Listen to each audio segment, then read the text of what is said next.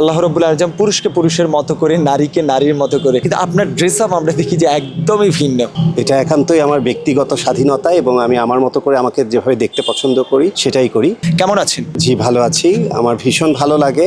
ওরা হলো ফেরেশতা, কোরআনের পাখি। সো বরাবরই বারবারই আমার ওদেরকে ভালো লাগে এবং ওদের কাছে যেতে ইচ্ছে করে এবং আমি সময় সুযোগ পেলেই ওদের সাথে একটা সময় কাটানোর এবং ওদের জন্য কিছু করার, ওদের একবেলা খাওয়ানো বা ওদের পাশে বসে কোরআন পাঠ শোনা, এগুলো আমার ভীষণ পছন্দ। এই তিন ছাত্রদের সাথে খাওয়া সেই সময়ের ফিলটা কেমন? অনেক ভালো লাগে। এটা আসলে ভাষায় বর্ণনা করা যাবে না। ওরা যে আনন্দটা পায় ওদের চোখে মুখে দেখা যায়। সো ওরা অনেক সময় অনেক সুযোগ থেকে বঞ্চিত হয়। তো সুবিধা বঞ্চিত এই শিশুগুলাকে যখন একটু আদর দেওয়া হয়, একটু স্নেহ করা হয় বা ওদেরকে একটু পেট পুড়ে খেতে দেওয়া হয় বা ওরা একটা পছন্দের একটা জিনিস হাতে পায়, ওরা অত্যন্ত আনন্দিত হয়। যে আনন্দটা আসলে আমি একটা অন্য কাউকে একটা গিফট বা একটা কিছু দেওয়ার চেয়েও অনেক অনেক বেশি দামি। নামাজ পড়েন কিনা? জি, অবশ্যই। মুসলমান যেহেতু, আল্লাহকে স্মরণ করি, আল্লাহকে বিশ্বাস করি, মৃত্যু পর্যন্ত নামাজ, কোরআন, রোজা, বাদবাকি যাকাত থেকে শুরু করে প্রত্যেকটা জিনিসই আমি মুসলিম ধর্মীয় রীতিনীতি সবকিছু মেনটেন করি। প্রতিদিনই আমি যাই করি না কেন, যেটাই করি না কেন, সবসময় পারি না, কিন্তু যখন চেষ্টা করি, যতটুকু পারি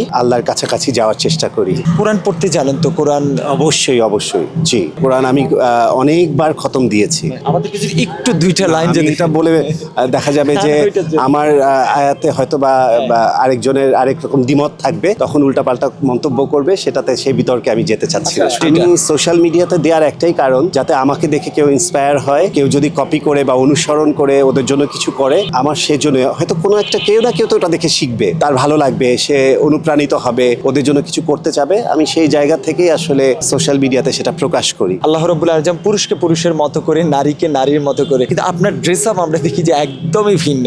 এটা একান্তই আমার ব্যক্তিগত স্বাধীনতা এবং আমি আমার মতো করে আমাকে যেভাবে দেখতে পছন্দ করি সেটাই করি। পোশাক, ফ্যাশন, স্টাইল যার যার ব্যক্তিগত স্বাধীনতা এবং তার মতো করেই চলবে। এটার সাথে নারী পুরুষ কিংবা পোশাকের ডিভাইডেশন এটা কোনোভাবেই আসলে হিসাবে মেলে না আমার কাছে, অন্তত পক্ষে। আমি ডেফিনেটলি যখন মসজিদে যাই বা নামাজ পড়ি তখন নিশ্চয়ই পাঞ্জাবি পায়জামাই পরি।